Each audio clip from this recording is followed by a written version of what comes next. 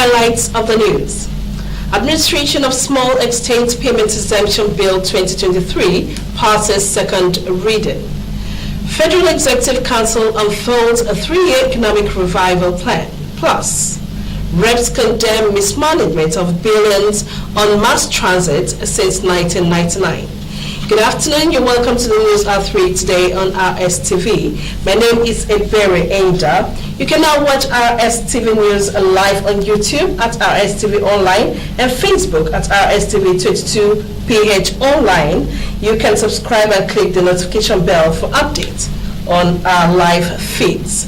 Now, do you love and care about your estate and peace? Let's build and take out to greater heights. This is a task we must accomplish. And now the news in full. The Rivers State Administration of Small Estate Payment Exemption Bill 2023 has passed second reading in the State House of Assembly. It's a private member bill co-sponsored by the Speaker, Martin Samehuli, and the lawmaker representing Bonny constituency in the state legislature, Oko Jambo. Vincent Ako reports. The Rivers State Administration of Small Estate Payment Exemption Bill 2023 intends to waive all associated fees payable by bereaved families to enable them access to the account of the deceased. The bill proposes a sum of 2 million naira and below as benchmark to attract such waiver. Sponsor of the bill, Edison Ehie, while debating on the bill, said when passed to law, would eliminate rigorous processes in accessing estate of a deceased where he has 2 million naira and below in his bank account and will help in administration of justice in the state. This has to do particular regards to small estates, and in this case the bill is proposing the sum of 2 million naira and below for bank accounts, personal properties, estate of the deceased. 2023 at 10 p.m. I so move. Lawmakers including Honorable Solomon Wami of Falga Constituency 1, Onka Ignatius of Eche Constituency 1, Gerald of Foji of Oyibo, Tekena Wellington Graville, Asari Toro 1, Silvanus Wanko of Omoma, Justina Emejuru of Emoha, and Honorable Bernard Mbam of Thai State constituencies align themselves with views of the sponsors, describing it as timely and serving interest of the poor. We are totally in support of that bill. I want to support the bill that bill is necessary to help the poor people. This bill is also timely because it will protect the interests of the poor people. Speaker, Right Reverend Martin Amehule, while closing debate on the bill, said it will go a long way in assisting bereaved families and committed it to the committee on the whole. Distinguished colleagues, I do not think we should go to extensive public hearing because it's a small amendment that is required. I think committee of the whole will be sufficient. On that note, this bill is hereby committed to the committee of the whole. Also at plenary, the Rivers State Public Works and Utility Protection Amendment Bill 2023 held first reading. House adjourned till Wednesday this week. Vincent Ako, RSTV News. Mayor of Port Harcourt City Council, Orwell Ehunda, has applauded the federal government for their intervention to provide relief materials to the flood victims in 2022. He said this when the National Emergency Management Agency came to the council for distribution of the food and other livelihood items to the affected persons in the local government area. Obiando Madme has more. The Mayor of Port Harcourt City Council, Orwell Ehunda, has appreciated the federal government through NEMA for their efforts in ensuring that the relief materials get to the affected people in Port Harcourt. He recalled how the flood in 2022 ravaged a lot of people in Rivers State that made them to vacate their homes and destroyed their means of livelihood. He charged the beneficiaries to use the items judiciously. So we thank the federal government for their magnanimity in ensuring that our people who were particularly affected by the flood get some relief. And let me also use the opportunity to thank the management of NEMA for all their efforts in ensuring that these materials get to our people. On his part, the Permanent Secretary, Minister of Special Duties, Rivers State, Agriye Harris, said that the relief materials will go a long way to cushion the devastating effects of the flood in 2022. He pleaded that, subsequently, NEMA should ensure that the materials arrive on time so that the items will be more appreciated. We thank you for what you've done so far. We would wish that the things were more. We would wish that we captured more people. I am not sure this is the number that really got affected, but it's our fault that we didn't get enumerated. So from next time, let us take the enumeration seriously. On her part, Acting Director, NEMA and Supervisor of the 2023 National Special Economic and Livelihood Intervention, Aikpopo Ebahi, said the intervention by the federal government is expected to stimulate value chain activities at the grassroots, adding that the livelihood support items are meant to help the victims to improve their business and grow the economy. She further advised the beneficiaries to avoid selling the items and destroy the good intention of the federal government.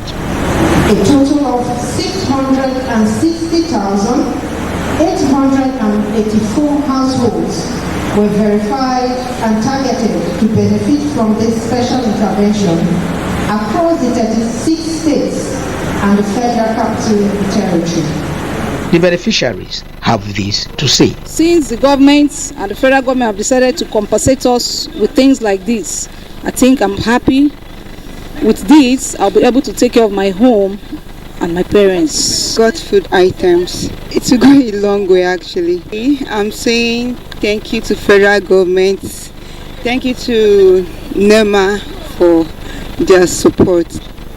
High point of the event was handing over of the materials to the beneficiaries.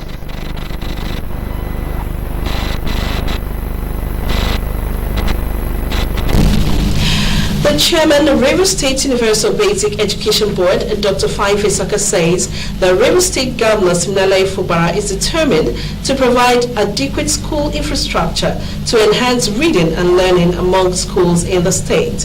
Dr. Aka stated this at the Link Chancel in Towers Mission, Woji Town, during a visit by the Woji Council of Traditional Rulers to his chancel. Emmanuel Emeyawo was there, and his report is presented from our studios. The chairman, Rivers State Universal Basic Education Board, Dr. Faife Aka, says the state government will look forward to communities that always appreciate the efforts of the government for what they do by providing schools infrastructure in the state. He said the approval of over 3 billion naira for schools infrastructure, employment of new teachers both in senior and basic schools, promotion of over 15,000 basic education teachers and administrative staff by the state government is one of the greatest achievements that the present administration has made within the period of 100 days. Dr. Aka noted that all hands must be on deck to ascertain adequate security of government facilities cited in the 23 local government areas of the state, as it involves basic measures such as security surveillance. He charged Woji community to take ownership of the facilities provided for them by the state government and support the administration of Siminalayi Fubara to attract more development in the area.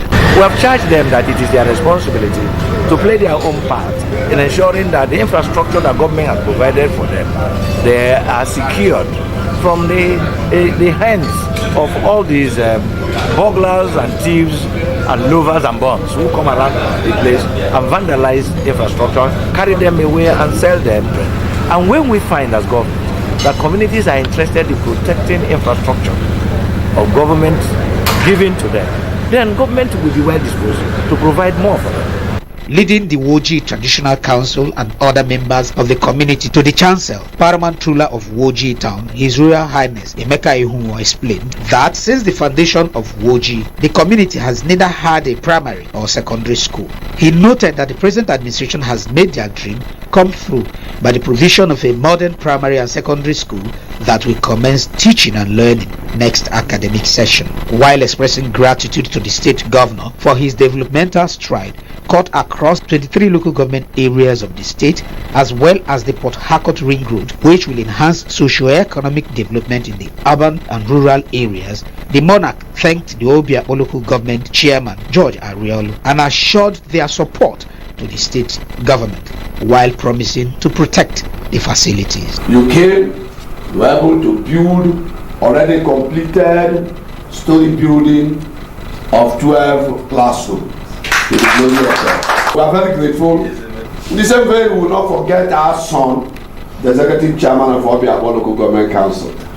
Today, God has used the two of you in wiping away tears in our eyes. Sometimes I sleep, I say, God, let my rain, we want this school. And the secondary and primary school has arrived at the same time. The present governor, looking at his nature, is a governor that we want to make sure that the people of Rivers State, Akwoji, is being carried along in every aspect of his responsibility when it comes to projects. Away from that now, the Eze Ekpe Logbo of Ekpe Land, Eze Kelvin Ngozi Anugo, has passed a decree against bearing of firearms by unauthorized Ekpe youths in Ekpe. Eze Kelvin Anugo declared this at a Congress meeting of Uzubani Ekpe People's General Assembly at Ekpe House, Ahoda, in Ahoda East local government area of Rivers State. Oboka Umeda has the details. Uzubani Ekpe Congress is a meeting of all sons and daughters of Ekpe, including the traditional institution, the elites, and politicians, to discuss issues affecting the growth and development of Ekpe ethnic nationality. Key among the issues was insecurity, which explained the reason for the decree by the Eze Ekpe Logbo, Eze Kelvin Ngozi Anugo.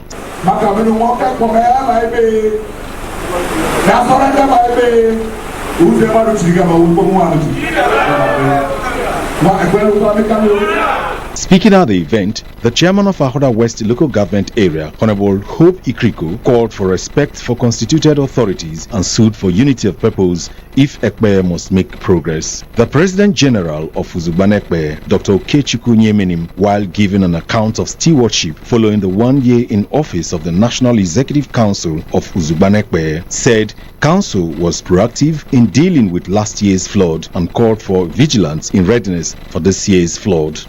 In the period under review, we have grappled with a handful of challenges. These include but not limited to insecurity, flood, poverty.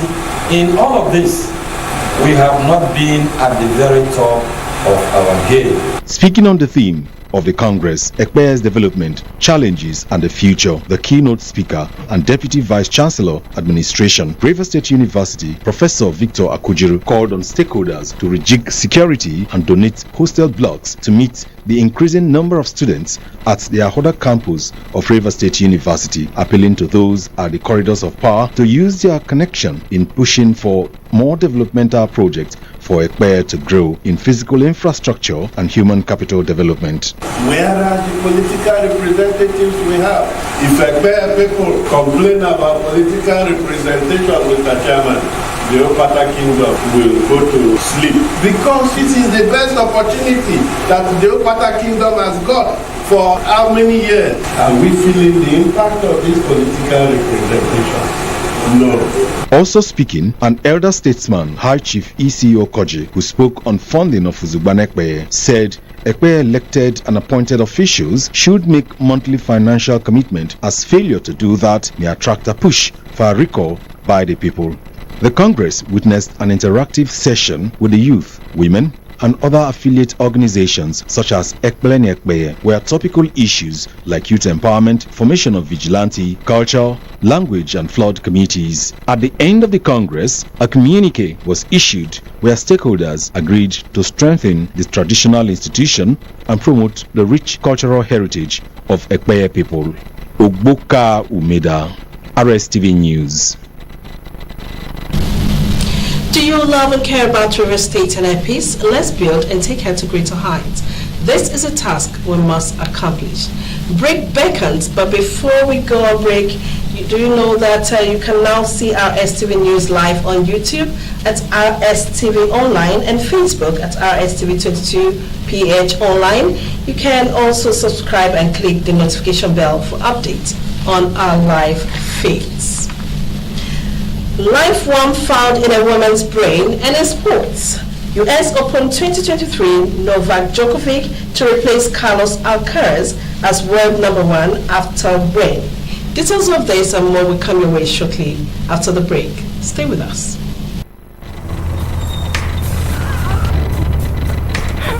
I need the police that can respond to emergencies first. I want the equipment I need to do my job.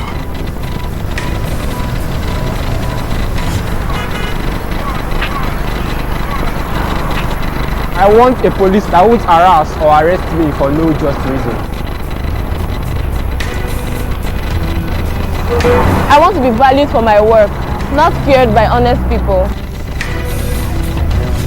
I want a police that won't ask me anything for the boys. I want a decent salary that is paid on time.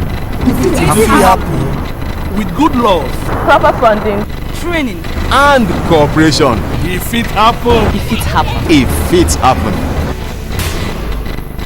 This is RSTV World News. We bring you world-class news, accurate, first-hand, entertaining, balanced analysis. RSTV, Channel 22 Port Harcourt.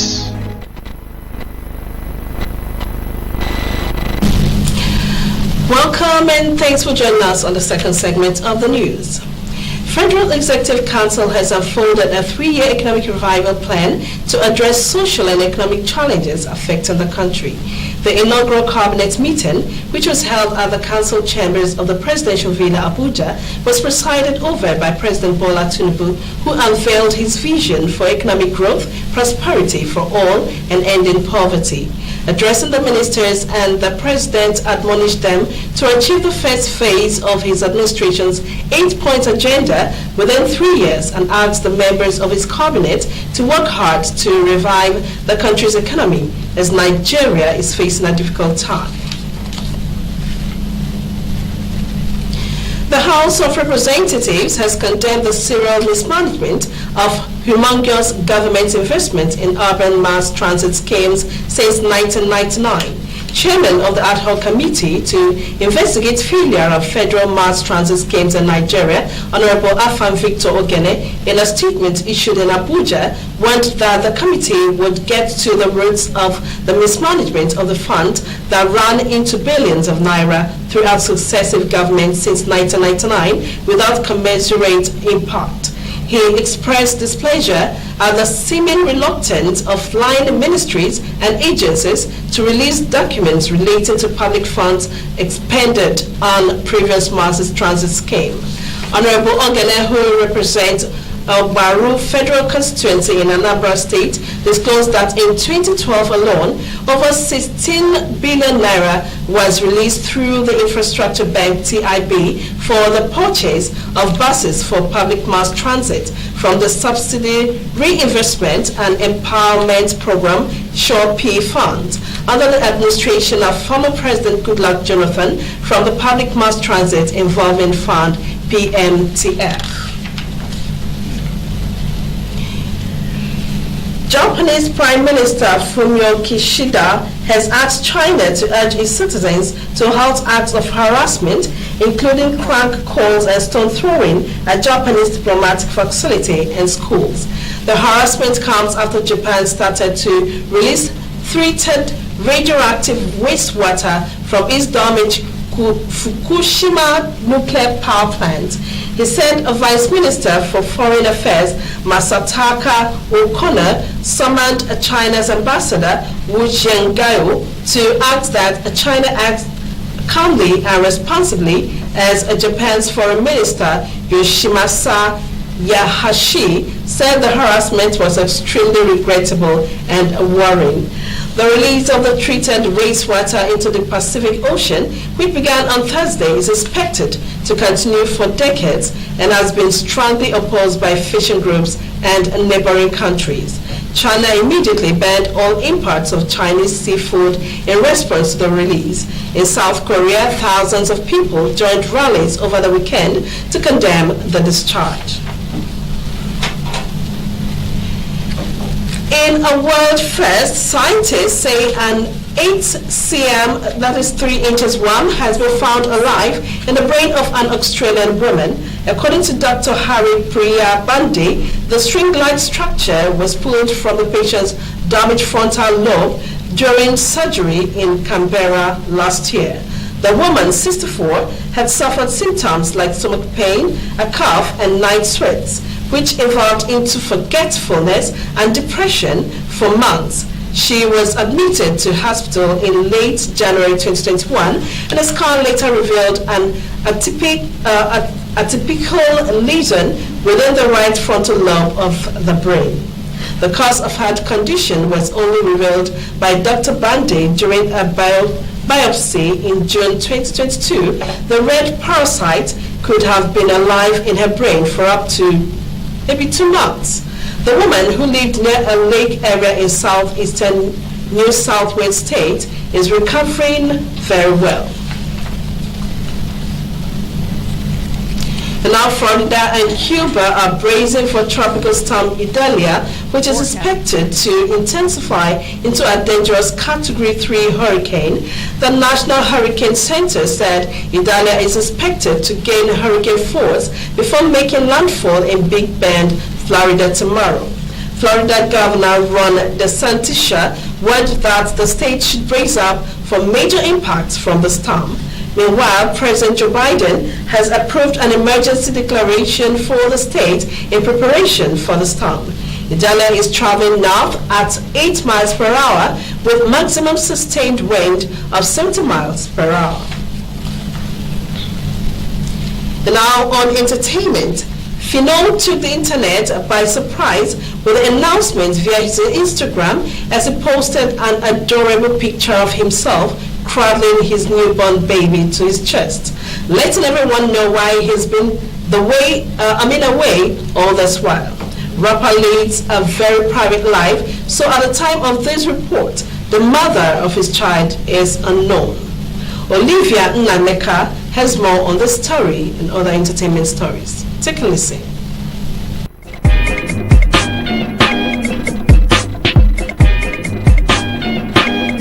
Fino noted that his fatherhood journey has been wholesome so far. He also announced that he has been working on new music during his time off social media and that it will be released on Friday. Congratulatory messages have since overflowed for the rapper as his supporters and fellow celebrities have sent in their goodwill messages and love. Hannah Montana star Mitchell Musso, who also played Oliver in the Disney sitcom, starring alongside Miley and Billy Ray Cyrus, has been arrested on suspicion of theft and public intoxication after allegedly stealing a pack of crisps. When he was asked to pay for the crisps, Musso allegedly refused and became very abusive. Police ran a background check on Musso, which reportedly found he has several outstanding traffic warrants. Musso spent the night in prison but was released a day later on a $1,000 bond, which is £793. The actor also faces charges of expired car registration, failure to display a driving license, and violating a promise to appear notice. Olivia Nnameka, RSTV Entertainment News. And now in sports. Novak Djokovic will replace young rival Carlos Alcaraz as the men's world #1 after a routine win on his US Open return. Serbia's Djokovic, who lost the Wimbledon final to Alcaraz, will win 6-0, 6-2, 6-3 against France's Alexandra Muller in New York. Djokovic, 36, was not allowed to play in the United States last year because he was not vaccinated against COVID-19. He has returned, knowing another title will be a record equaling 24th major, matching Australian Margaret Court's all-time tally as Djokovic's target, and he made a statement start by breezing past 84th ranked Muller.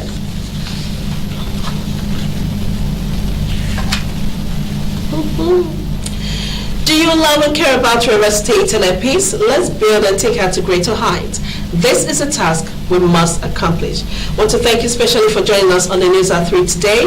My name is Eberi Ada, but before we go, know that you can also watch RSTV News live on YouTube at RSTV Online and Facebook at RSTV22PH Online. You can subscribe and click the notification bell for updates on our live feed.